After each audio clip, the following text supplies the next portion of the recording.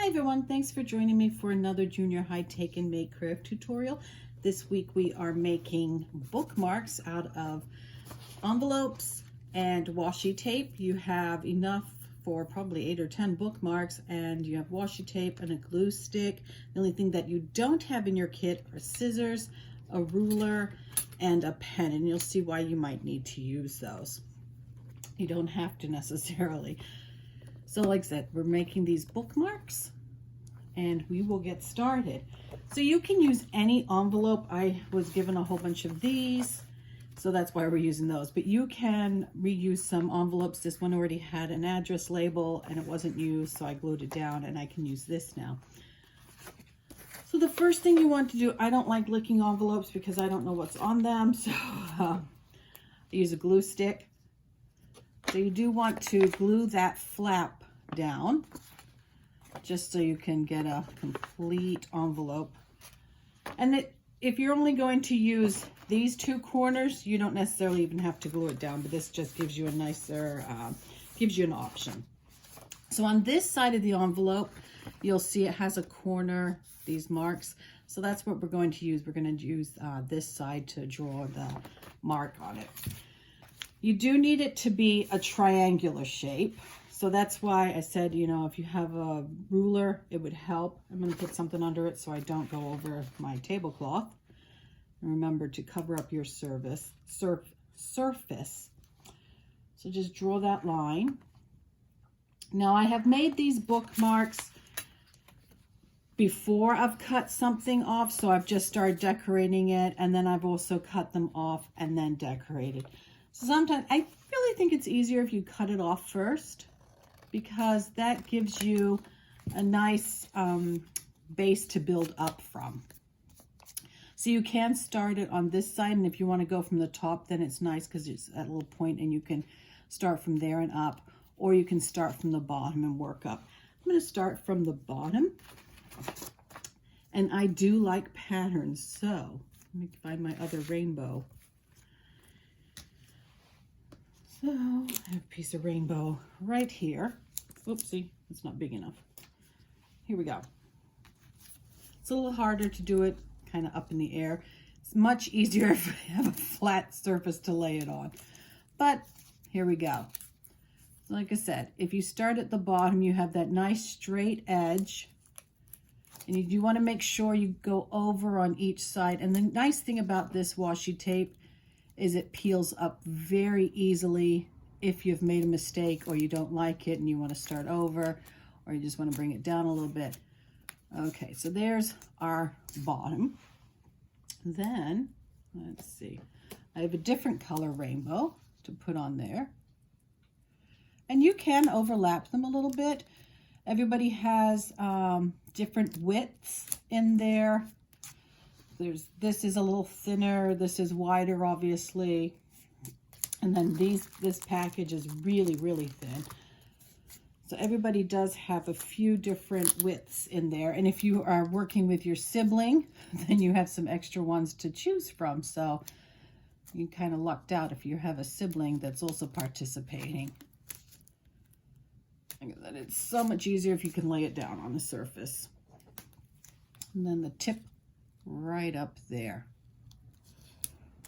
It's not such great work because it's kind of off a little bit. Let me try that again. So you want to flip it over so you can see the reverse, because you do want to trim this. You don't want to trim it all the way up to the edge because we're going to fold it over. Just get rid of this. And again, you can use a bit of the glue stick just to go along the edges to help it adhere to that envelope. It should adhere pretty well. I start at the top to work it down, just like that, and this side too. And then of course you do need to trim that bottom, because otherwise your bookmark will be closed and you won't be able to use it if it's hanging over. I'm just going to trim it all the way along and trim this side as well. There we go. Oops. There, so that is the one side. Then you need to flip it over, and you don't have to do, I'm going to put a little bit of glue again on the edges just to help it adhere. You don't have to do the same on the reverse side. You can do something completely different. I lost my other rainbow again. So I am going to, let's see. So we'll start out if this is big enough. Yay. There we go. There's one. And the next one.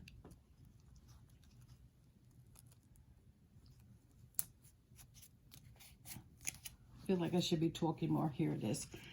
Hope everybody is enjoying that the snow has melted or is melting. I tell you, a couple days there, the icicles hanging off houses seemed really dangerous, and you're very perilous to step outside the house with the threat of being bombarded by an icicle.